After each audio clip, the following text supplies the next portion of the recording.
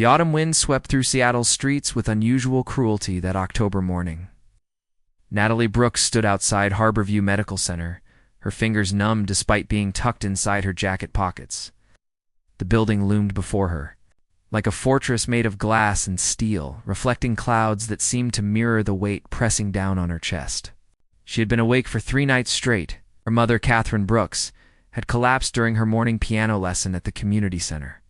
One moment she was teaching a student about Chopin, the next she was on the floor, gasping for air while terrified children screamed for help.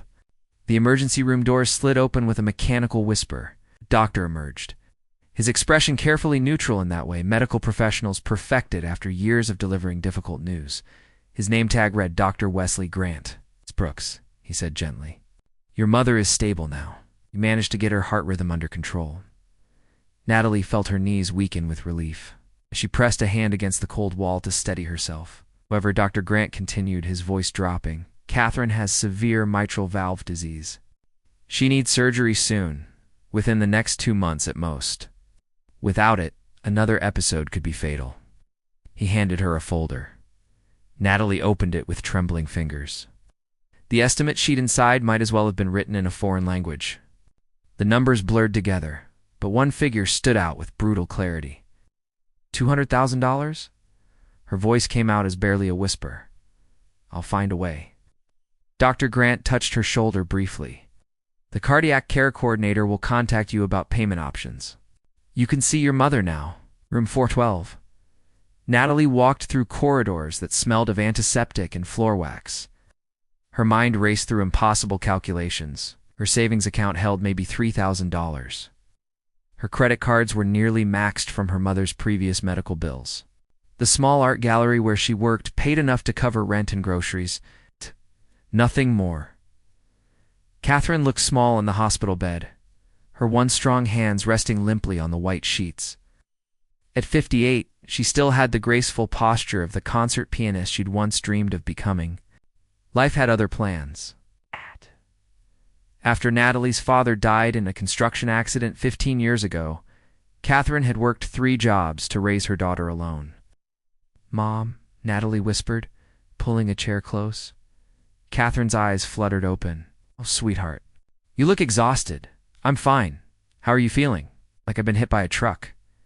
Catherine managed a weak smile. "But I'm still here. That's something." They talked quietly until Catherine drifted back to sleep. Natalie sat holding her mother's hand, watching the heart monitor beep its steady rhythm. Each beep felt like a countdown clock ticking toward a deadline she couldn't meet. When fortune knocks the next morning brought news that felt like a second blow, Natalie stood in the gallery's back office, staring at an email on her phone. The message was brief and devastating. "Riverside Gallery is closing permanently due to financial restructuring. All employees are terminated effective immediately. Final paychecks will be processed within 2 weeks. Health insurance coverage ends this Friday." Her manager, Mrs. Chen, found her standing frozen by the filing cabinets. "Natalie, I'm so sorry. I tried to warn the owners this was coming, but they wouldn't listen. It's not your fault." Natalie forced the words out past the tightness in her throat. No job, no insurance. Her mother needed a $250,000 surgery. That afternoon, Natalie sat alone in the hospital cafeteria, nursing a cup of coffee that had gone cold an hour ago. The large windows overlooked the city, where people hurried along sidewalks toward lives that still made sense. She felt completely unmoored, like a boat that had lost its anchor in a storm. Natalie Brooks. She looked up to find an elegant woman in her mid-50s standing beside her table. The woman wore a tailored navy suit and carried herself with the kind of confidence that came from years of commanding rooms full of important people. Her silver-streaked hair was pulled back in a sophisticated twist. "I'm Victoria Sterling," the woman said, extending her hand. "The director of the Hope Springs Foundation. May I sit?" Natalie nodded, confused. Victoria settled into the chair across from her with practiced grace. "I've been following your mother's case. Dr. Grant is a colleague of mine. I understand you're facing some difficult decisions." "That's putting it mildly," Natalie said quietly. "I have a proposition for you." Victoria folded her hands on the table. "It's unconventional, but I believe it could help both you and someone I care about very much." Natalie waited, her heart beginning to pound. My nephew, Dr. Julian Sterling, is one of the finest cardiac surgeons in the Pacific Northwest. He's brilliant, dedicated, and completely devoted to his work. Victoria paused, perhaps too devoted. The hospital board is considering him for chief of cardiac surgery, but they have concerns about his personal life. They prefer candidates who demonstrate stability, family connections. Understanding dawned slowly, then all at once. Natalie felt her face flush. Are you suggesting what I think you're suggesting? A marriage of convenience, Victoria said calmly. 1 year, purely contractual. You would live together, attend necessary social functions, and maintain the appearance of a happy couple. In return, the Hope Springs Foundation will cover all of your mother's medical expenses. Surgery, recovery, medications, follow-up care, everything. Natalie's coffee cup rattled when she set it down. This is insane. It's practical, Victoria corrected. You need money you don't have. Julian needs the appearance of domestic stability. It's a business arrangement that benefits everyone involved. I don't even know your nephew. You'll meet him tomorrow if you're interested. He's aware of the situation and has agreed to the terms. Victoria pulled out a business card and slid it across the table. Think about it tonight. Not for me, Natalie. For your mother. The meeting the next morning, Natalie found herself in an office on the hospital's executive floor. The space was immaculate. Medical journals lined one wall. A massive desk held a single laptop and a framed photo of a mountain landscape. Everything was arranged with geometric precision. Victoria stood by the window.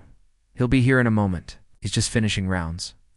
The door opened, and Natalie's breath caught. Dr. Julian Sterling was tall. He's probably 6 feet, with dark hair and startling green eyes that seemed to assess everything in a single glance. He wore surgical scrubs under a white coat and moved with the controlled efficiency of someone who had no time to waste. His features were sharp and handsome in an almost severe way. He looked at Natalie for exactly 3 seconds, then turned to his aunt. Is this her? Not nice to meet you? Not hello, just clinical assessment. Victoria sighed. Julian, please try to be pleasant. I don't have time for pleasantries. He pulled a folder from his desk drawer and opened it. We need to discuss the terms. This arrangement will last exactly 1 year. Separate bedrooms, no emotional entanglement. We'll attend hospital functions together and maintain appropriate public appearances. After 12 months, we file for a quiet divorce. My attorney has prepared the paperwork. Natalie stood up, anger flaring. I'm a person, not a business transaction. For the first time, Julian actually looked at her. Really looked. Something flickered in those green eyes. Surprise, maybe, or reluctant respect. I'm aware you're a person, he said, his tone slightly less harsh. I'm trying to make this as clear and painless as possible for both of us. My mother is dying, Natalie said, her voice shaking. I'm selling a year of my life to save her. The least you could do is treat me with basic human decency. Silence filled the room. Victoria watched them both with an unreadable expression. Julian's jaw tightened. He closed the folder. You're right. I apologize. This situation is unusual for both of us. Unusual, Natalie repeated. That's one word for it. A nurse knocked urgently on the door. Dr. Sterling, we need you in the ICU. Mrs. Brooks is having complications. Natalie's world tilted. What? Julian was already moving. Come with me. They ran through corridors. Julian's longer stride forcing Natalie to half-jog to keep up. Her mind spun with terrible possibilities. They burst through the ICU doors to find her mother surrounded by nurses, monitors screaming warnings. But Julian was completely calm. He moved between the medical staff with absolute authority, checking readouts, issuing orders in a steady voice. His hands moved with practiced certainty as he examined Catherine, adjusting equipment, reading data. Increase the dopamine drip by 0.5. Get me a portable echo machine. Now. Within minutes, the crisis passed. The monitors settled into steady rhythms. Catherine's breathing eased. Julian checked her vitals one final time and stepped back. He found Natalie standing frozen by the door, tears streaming down her face. She's stable, he said quietly. But this is what I was afraid of. She needs that surgery soon. Very soon. Natalie wiped her eyes with shaking hands. Thank you. Julian studied her for a long moment. When he spoke again, his voice had lost its sharp edge. If we do this, your mother gets the best care possible. I'll perform the surgery myself. I'll make sure she has everything she needs. Why? Natalie asked. Why would you do all this? Something sad and distant moved across his face. Because I know what it's like to lose someone when you're helpless to save them. I won't let that happen to you. 3 days later, Natalie stood in a small chapel outside the city. Rain tapped against stained glass windows. She wore a simple cream dress that Victoria had helped her choose. No flowers. No music. No guests except Victoria and a hospital administrator who served as witness. Julian arrived in a dark suit. His hair still damp from a shower after surgery. He looked exhausted but stood straight as they faced the officiant. The ceremony was brief. When the officiant said, "You may kiss the bride," Julian leaned down and brushed his lips against Natalie's so quickly she barely felt it. Done, he said. Victoria handed Natalie an envelope. First month's medical expenses are covered. Your mother's surgery is scheduled for next week. Natalie looked at the man who was now impossibly her husband. Julian was already checking his phone, probably reading patient updates. She had saved her mother's life. But as she followed Julian to his car through the rain, Natalie couldn't shake the feeling that she'd just stepped into a story with no clear ending. Natalie's first glimpse of Julian's home made her feel like she had accidentally wandered onto a movie set. The penthouse occupied the entire top floor of a sleek building in downtown Seattle. With floor-to-ceiling windows that offered sweeping views of Elliott Bay and the distant Olympic Mountains, everything inside looked like it had been selected by someone who valued function over comfort. Clean lines. Neutral colors. Not a single object out of place. Julian set her suitcase down in the entryway. Your room is down that hall. Second door on the right. Mine is at the opposite end.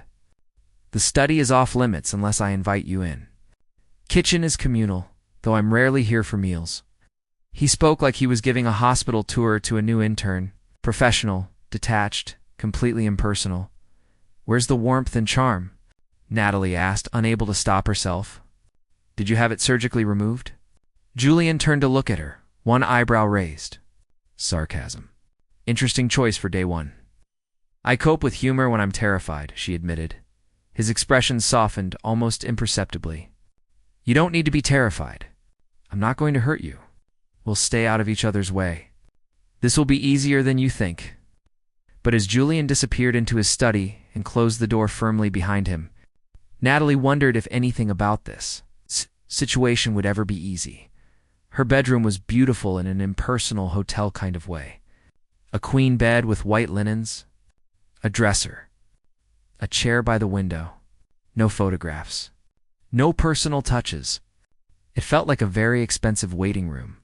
She unpacked slowly, hanging her modest collection of clothes in a closet designed for someone with 10 times as many outfits.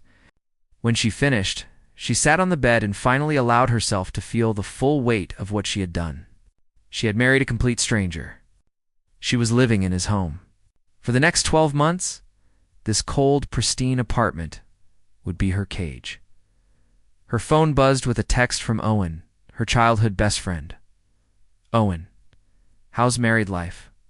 Did you move in yet? Natalie moved in. It's like living in a museum. I'm afraid to touch anything, Owen. He can't be that bad. Want to grab coffee tomorrow? You can tell me everything, Natalie. That would be amazing. I need a friendly face. She set the phone down and stared at the ceiling. Somewhere on the other side of this enormous apartment was a man she had promised to pretend to love. A man who looked at her like she was a problem to solve rather than a person to know. Tomorrow, Mother would have the surgery that would save her life. That thought was the only thing that made any of this bearable. Kitchen catastrophe, and Natalie woke the next morning determined to start this arrangement on the right foot. If they were going to live together, she could at least try to be pleasant. Maybe even useful. She found the kitchen bathed in early morning light. The space was as immaculate as the rest of the apartment, with granite countertops, stainless steel appliances, and absolutely no indication that anyone actually cooked here. She opened the refrigerator to find it mostly empty except for bottled water, some wilted salad greens, and containers of what looked like meal prep from a delivery service. The man clearly lived on takeout and hospital cafeteria food. Natalie decided to make breakfast. Something simple. Toast and coffee. How hard could it be? She found bread in the freezer and located what she thought was a toaster on the counter. Except this wasn't a regular toaster. This was some kind of high-tech European appliance with touch controls and settings labeled in ways that made no sense. Defrost. Bagel. Artisan? What did any of that mean? She pressed a button. The machine beeped. She pressed another button. Nothing happened. She tried turning a dial suddenly. Smoke began pouring from the top of the device. No, no, no, Natalie muttered, frantically pressing buttons. The smoke got thicker. The smell of burning bread filled the kitchen. Then the fire alarm screamed to life. The piercing wail echoed through the entire apartment. Natalie grabbed a dish towel and started waving it frantically at the smoke detector, jumping to try to reach it. The alarm only got louder. A door flew open down the hall. Julian appeared wearing only pajama pants, his hair disheveled, his expression shifting from sleepy confusion to alarm in about 2 seconds. What happened? He shouted over the alarm. I was making toast. Natalie shouted back, still waving the towel. Julian strode into the kitchen, grabbed a chair, climbed up, and disabled the smoke detector with practiced efficiency. The sudden silence felt almost as loud as the alarm had been. He climbed down and surveyed the smoking toaster. Then he looked at Natalie. She braced herself for anger. Instead, his mouth twitched. You nearly burned down my kitchen making toast, he said. My defense. That thing has way too many buttons. It has 3 settings. Well, they weren't clearly labeled. Julian ran a hand through his already messy hair. And Natalie noticed for the first time that without the white coat and the severe expression, he looked younger. Almost human. His chest was bare, showing the lean muscle of someone who stayed fit without trying too hard. She quickly looked away, feeling her face heat. New rule, Julian said, his voice carrying a hint of something that might have been amusement. You're not allowed to operate any kitchen appliance without supervision. That's ridiculous! I can cook. I just need to figure out your weird fancy equipment. My weird fancy equipment is standard in most modern kitchens, he said dryly. But fine. I'll make breakfast. You sit there and try not to cause any more disasters. Natalie opened her mouth to protest, then closed it.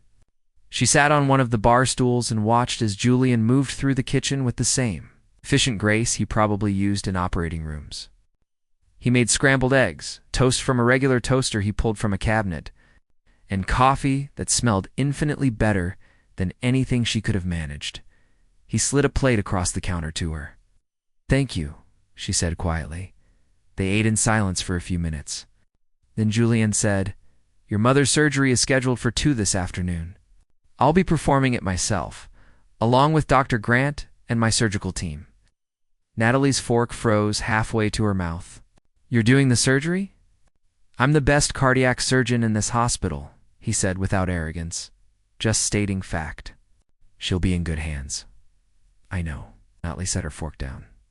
Julian, I know we're only doing this because we have to, but thank you. Really? You're saving her life. He looked at her for a long moment. Something shifted in his eyes, some small crack in the walls he kept so carefully maintained. I'll take care of her. I promise. That afternoon, Natalie sat in the surgical waiting room with Victoria. The hours crawled by with agonizing slowness. She drank bad coffee and wore a path in the carpet with her pacing. Victoria remained calm, reading emails on her phone, occasionally offering words of reassurance that Natalie barely heard. When Julian finally emerged, still in surgical scrubs, Natalie jumped to her feet. The surgery went perfectly, he said. No complications. She'll be in recovery for a few hours, then moved to ICU for monitoring. But she's going to be fine. Natalie felt her knees buckle. Victoria caught her arm, steadying her. Can I see her? Natalie asked. Not yet. But soon, Julian's expression softened. She's strong, Natalie. She came through like a champion. Before she could think about what she was doing, Natalie threw her arms around him. Julian stiffened immediately, clearly shocked. But after a moment, his hands came up to rest lightly on her back. "Thank you," she whispered against his shoulder. "Thank you so much." When she pulled back, Julian looked distinctly uncomfortable, like someone who had forgotten how to accept gratitude. He nodded once and disappeared back through the surgical wing doors. Victoria smiled knowingly. He's not as cold as he pretends to be. Walls coming down 2 weeks later. Catherine was recovering well at home with a private nurse that Victoria's foundation had provided. Natalie visited every day, relief flooding through her each time. She saw her mother's improving color and growing strength. Living with Julian settled into a strange routine.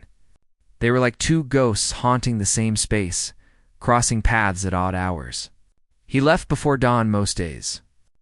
She fell asleep to the sound of him returning late at night. They communicated mostly through notes left on the kitchen counter. "Went to see Mom. Leftover pasta in the fridge if you want it. Had to go back to hospital. Emergency surgery. Don't wait up. Coffee machine is broken. Called repair service." It was the loneliest Natalie had ever felt while living with another person.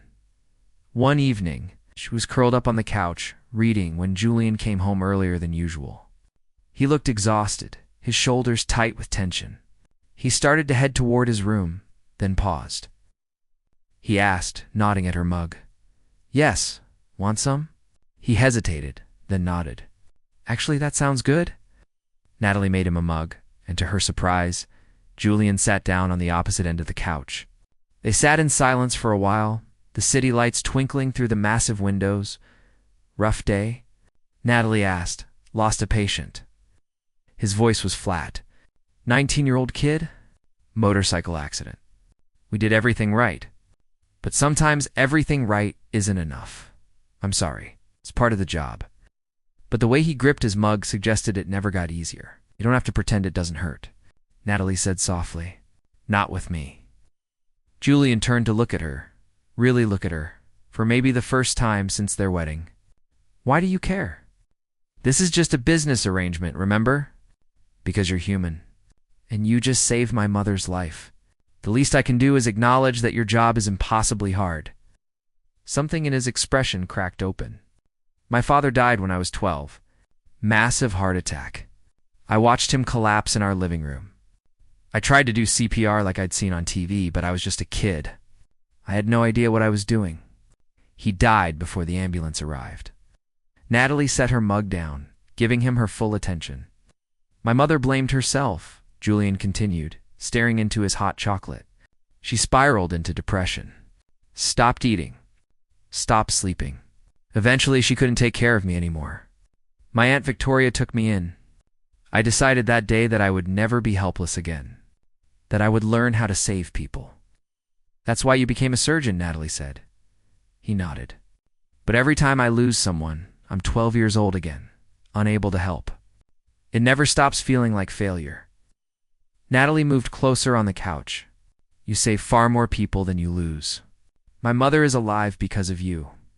That kid today, his outcome wasn't your fault. You gave him every chance." Julian's eyes glistened, and for a moment Natalie thought he might actually cry. Instead, he cleared his throat and stood abruptly. "I should get some sleep." "Long day tomorrow?" "Julian," she called as he headed for the hallway. He turned back. "Thank you for telling me," she said. "About your father. I know that wasn't easy." He nodded once, then disappeared into his room. But that night, something changed between them. The walls didn't come down completely, but a few bricks had definitely shifted. The charity gala 3 weeks into their marriage. Victoria informed them they needed to make their first public appearance as a couple. The hospital's annual fundraising gala was the perfect opportunity to show the board that Julian was a stable, settled family man. Natalie stood in front of her closet, panicking. She owned exactly 2 nice dresses, and neither was appropriate for a black-tie charity event attended by Seattle's medical and social elite. Victoria arrived that afternoon with a garment bag. "I took the liberty," she said, unzipping it to reveal a stunning emerald green gown. "This will bring out your eyes." The dress fit perfectly, hugging her curves before flowing gracefully to the floor. When Natalie looked in the mirror, she barely recognized herself. Julian's reaction when she emerged from her room was worth every moment of discomfort the high heels caused. He stopped mid-sentence in his phone conversation, his eyes widening almost comically. "I'll call you back," he said into the phone, not taking his eyes off her. "Too much?" Natalie asked nervously. "No." His voice came out slightly rough. "You look beautiful." Heat flooded her cheeks. "Thank you." "You look good, too." He did. The black tuxedo made him look like he'd stepped out of a magazine. Spread. Sophisticated. Powerful. And somehow even more intimidating than usual. The gala was held in a grand ballroom, overlooking the waterfront. Crystal chandeliers sparkled overhead. A string quartet played soft jazz. Everywhere Natalie looked, she saw elegant people in expensive clothes, all of them seeming to know exactly where they belonged. She felt like an imposter. Julian must have sensed her nerves because he took her hand, his fingers warm and steady around hers. "Just stay close to me. Smile. You'll be fine." They made their way through the crowd, Julian introducing her to colleagues and board members. Natalie shook hands and made polite conversation, hyper-aware of the curious looks people gave her. She could practically hear their thoughts. Who is this nobody that Dr. Sterling married? An older woman with sharp eyes and too much jewelry cornered them by the champagne fountain. "Dr. Sterling, I heard rumors you'd gotten married. How delightfully unexpected. Where did you two meet?" "Through family," Julian said smoothly. "Sometimes the best things happen when you least expect them." He looked at Natalie as he said it. Something in his gaze made her stomach flip. As the evening wore on, Natalie began to relax. Julian kept his hand on the small of her back as they moved through the room, a gesture that felt protective rather than possessive. He laughed at her whispered comments about some of the more ridiculous conversations they overheard. Once he even leaned down to murmur in her ear, "The man in the purple bow tie is about to propose to his girlfriend. Watch." Yes. Sure enough, the man dropped to one knee moments later. The crowd erupted in applause. "How did you know?" Natalie asked. "He's been sweating and checking his pocket every 30 seconds for the last hour." Classic nervous proposer behavior. She laughed and Julian smiled. A real smile that reached his eyes and transformed his entire face. They were heading toward the exit when a photographer stopped them. "Dr. Sterling? One photo for the hospital newsletter?" Before Natalie could protest, Julian pulled her close. The photographer's flash went off, then another, and another. But Natalie barely noticed the camera. She was too aware of Julian's arm around her waist, the warmth of his body against her side, the subtle scent of his cologne. When she tilted her head to look up at him, she found him already looking down at her. The moment stretched, becoming something neither of them had planned for. "All set," the photographer said cheerfully. "Beautiful couple." They stepped apart quickly, both suddenly very interested in other parts of the room. On the drive home, they sat in comfortable silence. Natalie's feet ached from the heels, but she felt oddly happy. The evening had been less terrible than she'd feared. Maybe even enjoyable.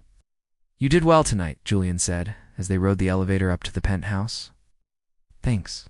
"So did you. Very convincing husband performance, right? Performance." Something flickered across his face too quickly for her to read. They stood in the entryway, neither quite ready to disappear to their separate rooms. "Julian," Natalie said softly, "this doesn't have to be completely miserable, does it? We're going to be living together for a year. We could try to be friends." He studied her for a long moment. "Friends," he repeated, as if testing the word. "Just a thought. I'm not good at friends," he admitted.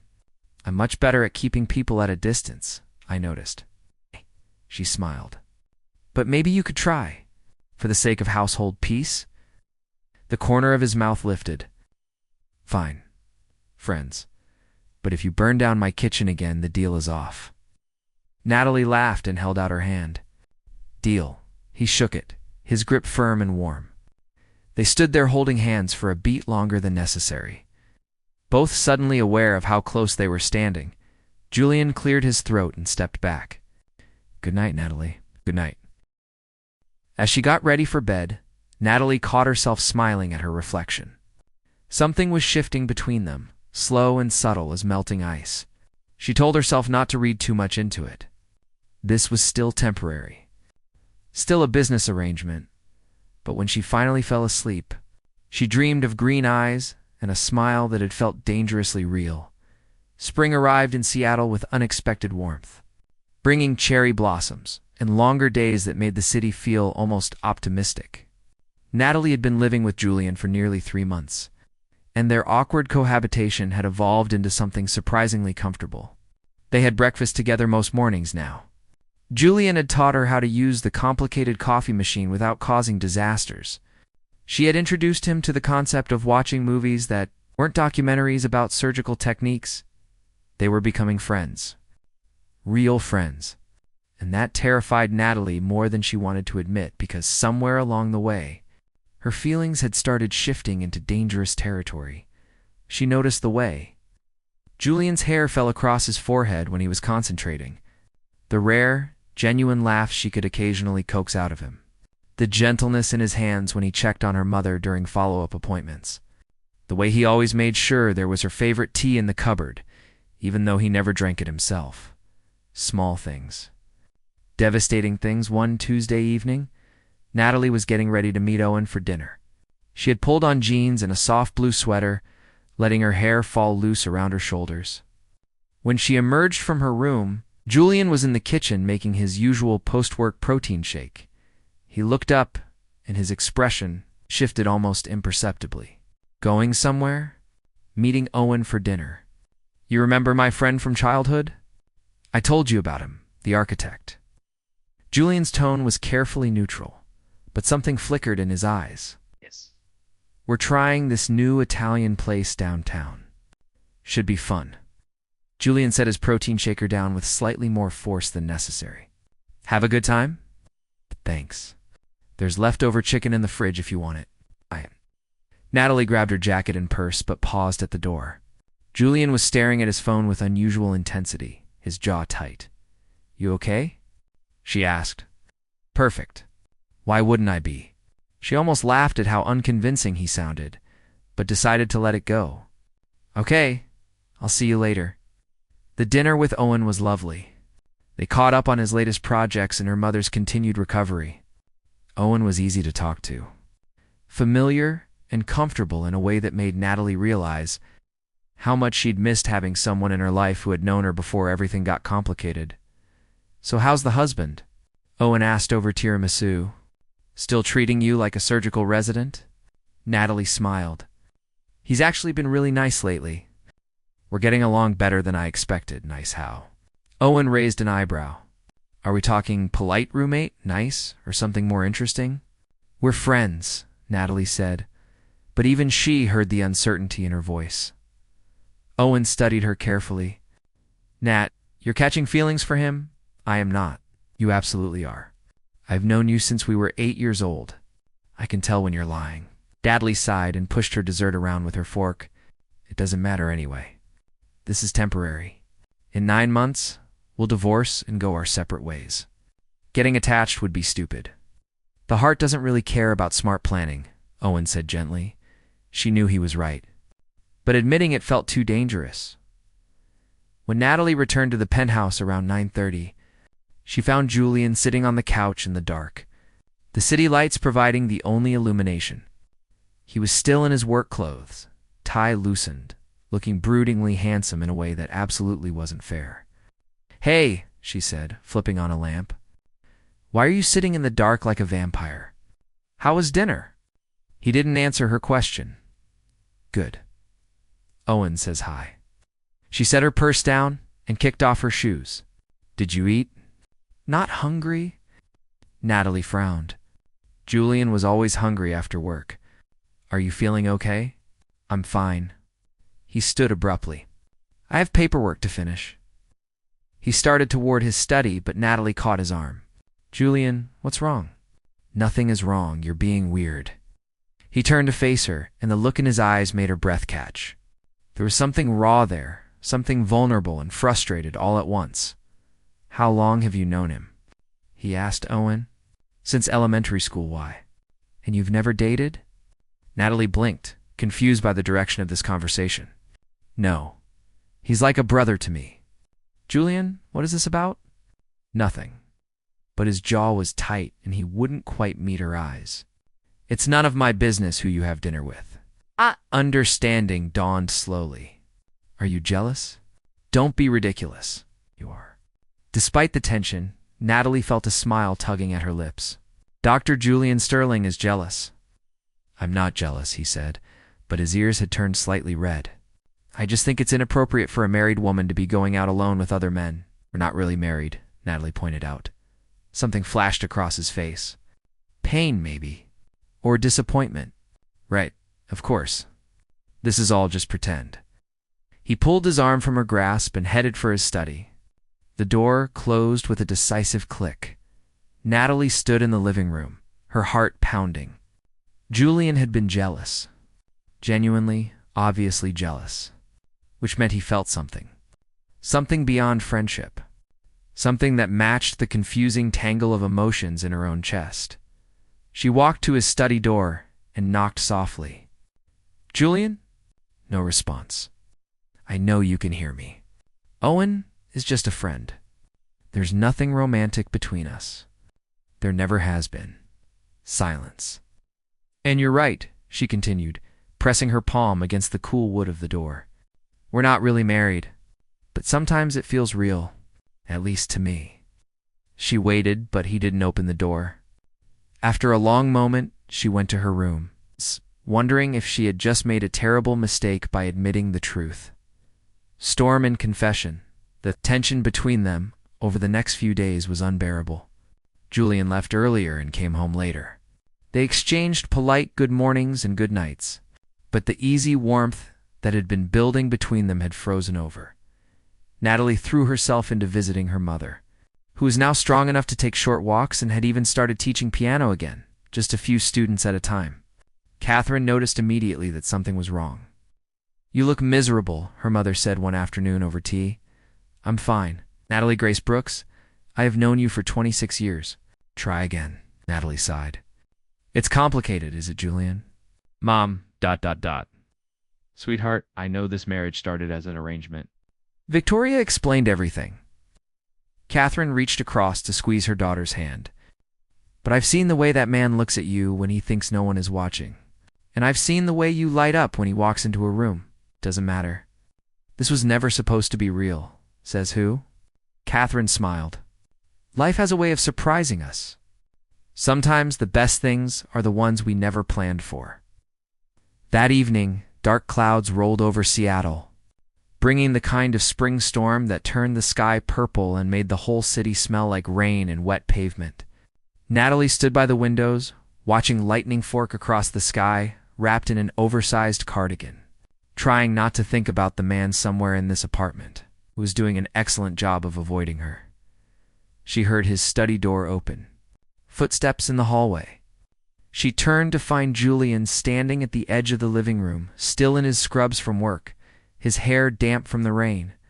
We need to talk, he said. Her heart jumped into her throat. Okay. He crossed the room to stand beside her at the windows.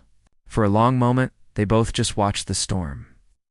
I was jealous, Julian said finally. You were right.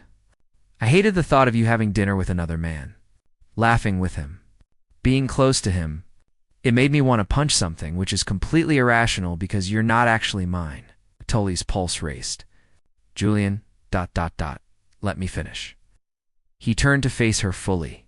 When Victoria first proposed this arrangement, I agreed because it made logical sense. I needed to appear settled for the board. You needed money for your mother. Simple transaction? I thought I could keep this clinical and detached. A thunder rumbled overhead, so loud it shook the windows. But you made that impossible, he continued, his voice rougher now. You walk around in your ridiculous fuzzy socks, making terrible jokes. You leave encouraging notes on my coffee mug when I have difficult surgeries scheduled. You ask me about my day like you actually care about the answer. You look at me like I'm not just a surgeon, or a colleague, or a convenience, but like I'm someone worth knowing. You are worth knowing, Natalie whispered. Falling for you, Julian said, the words tumbling out like a confession he could no longer contain. I didn't want to. I tried not to. But somewhere between the burned toast and the late-night conversations and the way you make me laugh without even trying, I fell completely, and it terrifies me because in 9 months you're going to leave. And I don't know how I'm supposed to go back to the person I was before you. Natalie couldn't breathe, couldn't think, could only stare at this brilliant, guarded man who had just laid his heart bare. "Say something," he said quietly. "Please. I'm falling for you too," she managed. "I have been for weeks, maybe months. I kept telling myself it was just proximity or gratitude or some kind of strange situationship confusion, but it's not. It's real. You're real. This feels real." The relief that washed over his face was almost painful to witness. "I don't know how to do this," he admitted. "I've spent my entire adult life keeping people at arm's length. I don't know how to let someone in, and we'll figure it out together." Natalie stepped closer, close enough to feel the warmth radiating from his body. No more distance. No more separate corners of the apartment. No more pretending this is just a contract. "What if I mess this up?" His voice was barely audible over the rain pounding against the windows. "Then we'll fix it. That's what people do when they care about each other." Julian reached up slowly, giving her every chance to pull away, and cupped her face in his hands. His palms were warm, his touch impossibly gentle. "I'm going to kiss you now. Not for cameras. Not for appearances. Just because I desperately want to." Finally, Natalie breathed. His lips met hers, soft at first, tentative, as if he was afraid she might disappear. But when Natalie rose on her toes and wrapped her arms around his neck, the kiss deepened into something that made her entire body come alive. He tasted like coffee and promises. His hands slid into her hair, holding her like she was precious and necessary and real. When they finally broke apart, both breathing hard, Julian pressed his forehead against hers. "This changes everything," he murmured. "I know. The contract. We can figure that out later." Natalie smiled. "Right now, I just want to be here with you." They stood wrapped in each other's arms while the storm raged outside. And for the first time since this whole complicated arrangement began, everything felt exactly right. The truth revealed the next few weeks were a revelation. Julian was nothing like the cold, distant man Natalie had first met. When he finally let his walls down, he was affectionate and attentive in ways that made her heart ache. He left her sweet notes, brought her favorite pastries from the bakery near the hospital, fell asleep with her curled against his chest while they watched movies on the couch. They moved into the master bedroom together, finally sharing a space like a real couple. Julian was surprisingly tender in the mornings, pressing kisses to her shoulder before his alarm went off, murmuring complaints about having to leave her warmth for early rounds. One Saturday afternoon, Julian asked her to come to his study. Natalie had never been invited into his private sanctuary before. The room was lined with medical journals and books. But what caught her attention was a large abstract painting hanging behind his desk. It was stunning, all blues and silvers that somehow captured the feeling of water and light. "That's beautiful," she said. "Where did you get it?" "I painted it," Julian said quietly. She turned to stare at him. "You paint?" "Used to. I stopped after medical school. No time." He gestured to an easel, covered with a drop cloth in the corner. "I've been thinking about starting again. You should." "You're incredibly talented," he smiled, then took her hand and led her to sit on the leather couch. His expression turned serious. "There's something I need to tell you," he said. "Something I should have mentioned earlier, but I didn't know how." Natalie's stomach tightened with sudden nervousness. "Okay, you know I'm a surgeon. You know about my father and why I went into medicine?" He took a deep breath. "What you don't know is that my father was Thomas Sterling." The name sounded vaguely familiar, but Natalie couldn't place it. "The Thomas Sterling who founded Sterling Medical Technologies," Julian continued. "The company that makes surgical equipment and medical devices. It's worth about $3 billion. Natalie's mouth fell open. "What?" "My father built the company from nothing. When he died, everything went into a trust managed by my Aunt Victoria until I turned 30. I got access to the inheritance 2 years ago. Julian watched her carefully. I'm not just a surgeon, Natalie. I'm a billionaire. I have been the entire time we've known each other. She stood up, needing to move, needing to process. Why didn't you tell me? At first, because it didn't matter for our arrangement. You needed money for your mother's surgery. I needed to appear stable for the board. The contract would have worked the same way regardless. He stood too, keeping his distance. But then things changed between us, and I was afraid. Afraid you'd think I had been deceiving you. Afraid you'd see me differently. How would I see you differently? Most people do, he said simply. When they find out about the money, it changes things. Some people want to use me. Others resent me. Very few people just see me as Julian. Natalie thought about the modest penthouse. His insistence on working insane hours at the hospital despite not needing the paycheck. The way he lived like someone who had never forgotten what loss felt like. You work at the hospital because you want to, she said slowly, not because you need to. I work there because saving lives matters more than managing investments. His green eyes were intense. The money pays for Victoria's foundation, for research grants, for programs that help people who can't afford care. But being a surgeon is who I am. Why the elaborate contract? Why not just pay for my mother's surgery directly? Victoria insisted on the marriage arrangement. She thought it would be good for me to let someone into my life. A rueful smile crossed his face. Turns out she was right. Natalie moved closer to him. Are you worried I'm going to suddenly care about your money? Are you angry I didn't tell you sooner? A little, she admitted. But I understand why you hesitated. Trust is hard, especially when you've been hurt before. Julian pulled her into his arms, burying his face in her hair. I don't want anything to change between us. Not because of money or expectations or what other people think. I just want you. The woman who burns toast and leaves her. She was in the middle of the hallway and makes me laugh when I've had the worst day imaginable. That woman isn't going anywhere, Natalie promised. Billionaire or not, you're still the same person. The man who saved my mother. The man who sits in the dark when he's upset. The man who kisses me like I'm the most important thing in his world. You are, he said fiercely. You are the most important thing. They stood holding each other, and Natalie felt something settle deep in her chest. This wasn't about money or contracts or appearances anymore. This was about two people who had found each other in the most unlikely circumstances and decided to choose each other every day. 3 months later, on a perfect summer evening, Julian took Natalie back to the small chapel where they had first gotten married. But this time, the space was transformed. Candles flickered on every surface. White flowers spilled from vases. Soft music played from hidden speakers. Catherine sat in the front row, tears already streaming down her face. Victoria sat beside her, looking unusually emotional. Owen was there, along with Julian's surgical team and several other friends they had collected over the months. What is this? Natalie asked, taking in the scene. Julian took both her hands in his. We got married once because we had to. I want to marry you again because I choose to. Because I love you. Because I can't imagine my life without you in it.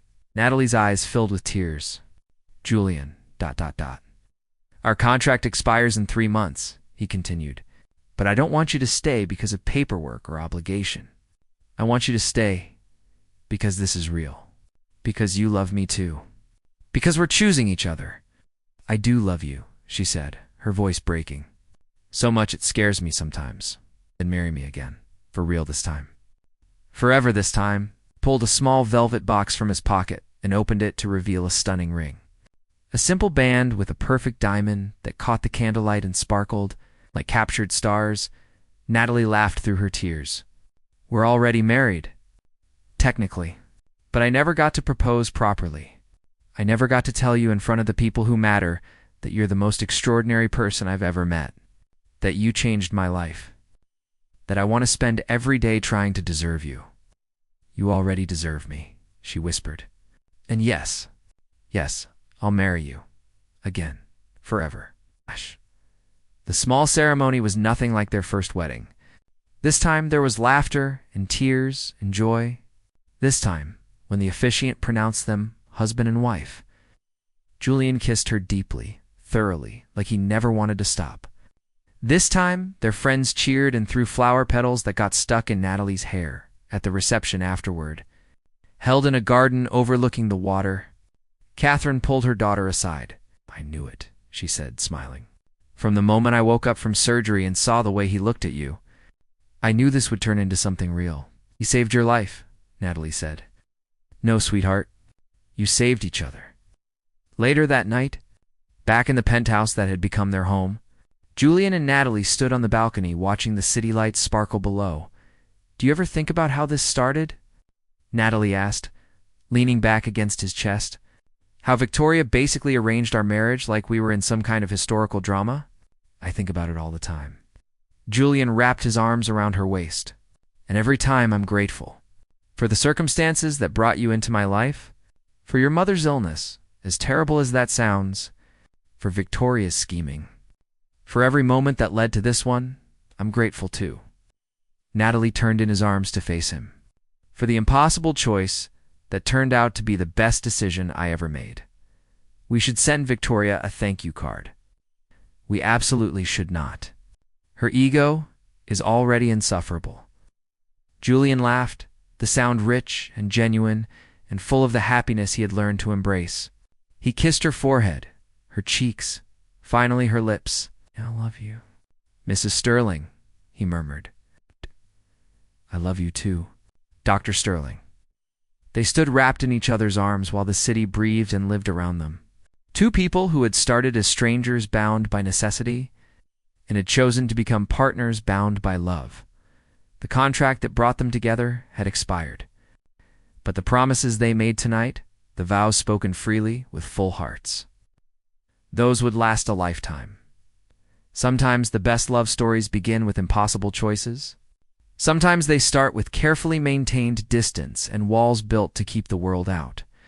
Sometimes they start with burned toast and kitchen disasters and a man who doesn't know how to smile until someone teaches him. And sometimes, if you're very lucky, those stories end with forever. The end.